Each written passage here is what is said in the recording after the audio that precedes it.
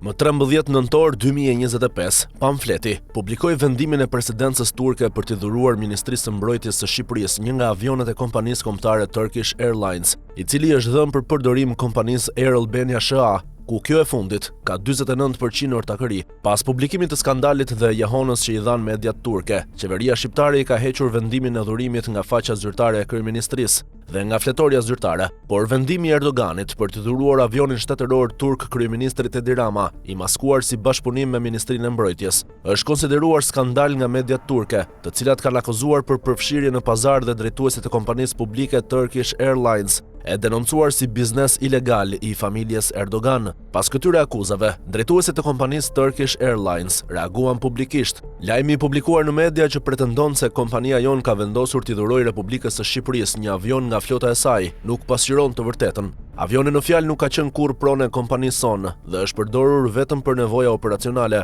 por dokumentet zyrtare dhe kontrata që po publikon pamfleti vërtetojnë se avioni që ju dhurua Edi Ramës është maskuar si dhurat për Ministrinë e Mbrojtjes dhe është në pronësi të kompanisë shtetërore Turkish Airlines. Këtë avion e ka pasur në përdorim Air Albania SHA, ku ortake me 49% është Turk Hava Yolları AO, dhe që administrohet që prej muajit tetor 2018, kur u krijua nëpërmjet një pazari mes Edi Ramës dhe Recep Tayyip Erdogan, duke futur si ortak edhe trafikantin Sinan Idrizi, me 41% të aksioneve dhe qeverinë shqiptare me 10%. Në marrëveshjen e datës 9 shtator 2018 dhe me vendimin numër 530 datë 11 shtator 2018 të qeverisë për krijimin e shoqërisë Air Albania, thuhet se ortak janë Alb Control, kompania turke Turkish Airlines dhe MDN Investment e Sinan Idrizit. Kompania Turk Hava Yolları AO është në pronësi të Turkish Airlines dhe përfaqëson këtë të fundit si ortake në kompaninë Air Albania SHA, e cila kishte në përdorim avionin e presidencës së Turqisë, që i dhuroi Ministrisë së Mbrojtjes së Shqipërisë.